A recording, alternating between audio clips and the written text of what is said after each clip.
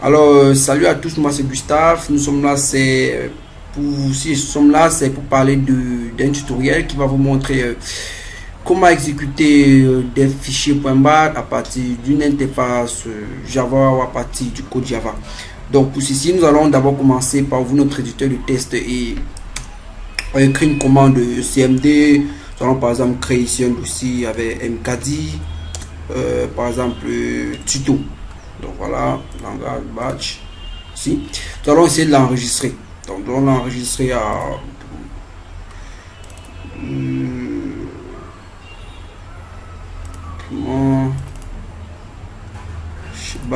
d'accord, nous allons mettre là tuto.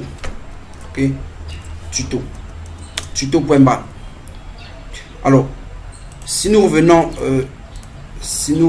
ici, nous allons voir, il est bien là ce fichier qui a été créé. Donc si on fait un double clic, on verra bien que le dossier tuto va être évidemment créé.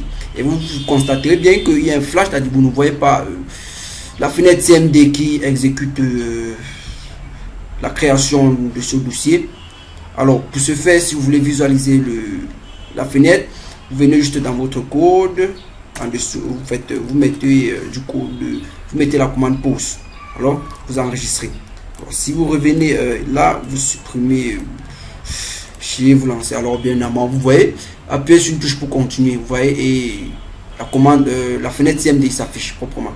Alors, et vous avez mkdi.tuto. Bon, pour ceux qui ne veulent pas voir la commande et qui veulent directement avoir le résultat, alors vous n'allez qu'à venir sur votre fichier .bat, vous faites echo off, tout simplement, vous enregistrez. Alors si vous revenez là, on supprime, faites un double clic, alors vous voyez, il n'y a plus rien.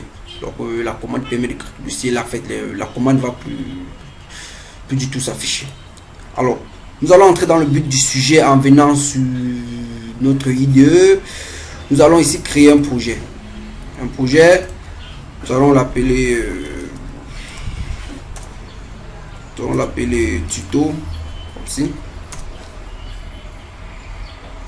Alors nous allons venir par la suite créer JFrame là, que nous allons appeler fenêtre.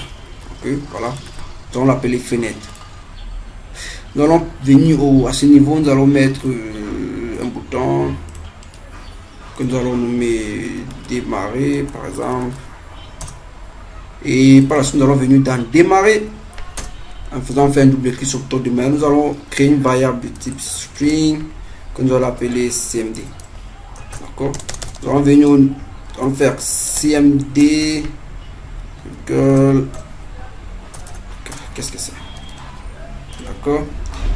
Nous allons venir chercher le lien, c'est-à-dire le lien de ce fichier, en venant juste copier ça, que nous allons mettre là, et nous allons mettre 2 slash, et nous allons mettre bat tuto.bat. Voilà, comme ceci. Nous allons venir par la suite créer un try. Nous allons mettre là en runtime une variable, par exemple t égale runtime .get runtime. Voilà, nous allons créer un processus de y par exemple égale t.exe. D'accord, ici là on va permettre d'exécuter cette commande. Nous allons par la suite mettre y.waitFor.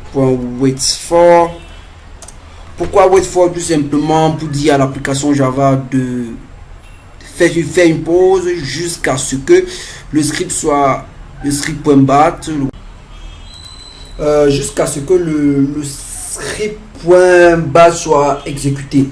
Donc nous allons par la suite afficher un message, pour dire dossier tuto créé. Ok, nous allons venir au niveau de la partie cache, nous allons aussi mettre un message en cas d'erreur, bien sûr. Nous allons mettre la cmd, nous allons mettre là e.toString. Ok, tout simplement. Alors nous allons exécuter notre fichier. D'accord, vous voyez, on va cliquer sur démarrer. Vous voyez, le programme il a planté, donc voilà. Nous allons juste faire ouvrir notre gestionnaire de tâches et nous allons l'arrêter. Alors pourquoi il a planté notre programme? Tout simplement parce que nous avons mis la pause. Ok, donc nous allons retirer ça, nous allons enregistrer et nous allons venir recompiler, démarrer le dossier tuto créé. Alors si nous revenons là, en fait ce fichier ne devrait pas être là, hein. Ce fichier se crée dans le NetBeans, dans le tutoriel. Vous voyez, il s'est créé là. D'accord, ce dossier s'est créé là. Alors pour pouvoir le créer pour que ce dossier se crée dans un autre répertoire ou dans un autre dossier de votre choix, vous allez juste venir à ce niveau. Nous allons mettre CD et nous allons choisir un répertoire dont on veut que le dossier tuto se crée. Nous allons copier ça, par exemple, nous allons choisir ce répertoire, nous allons le mettre là, hein, tout simplement.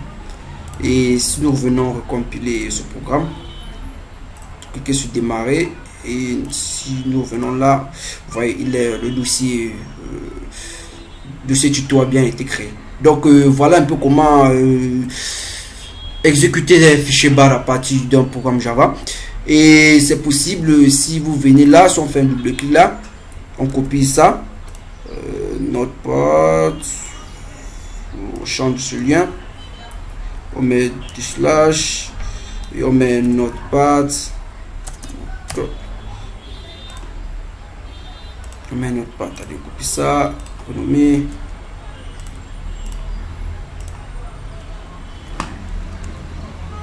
X, ok. Donc du coup si on revient là, on ferme ça, on ferme notre fichier Java et on l'exécute. Vous voyez bien évidemment, il ouvre aussi directement le fichier Esten. Voilà, ce fichier a planté. D'accord. Donc voilà un peu comment exécuter des fichiers .bar à partir d'une application Java. Ce tuto, j'espère qu'il vous aura plu. N'oubliez pas juste de mettre un petit pouce ou alors de vous abonner. Alors on se revoit pour une prochaine fois pour un autre tuto. Merci, bye.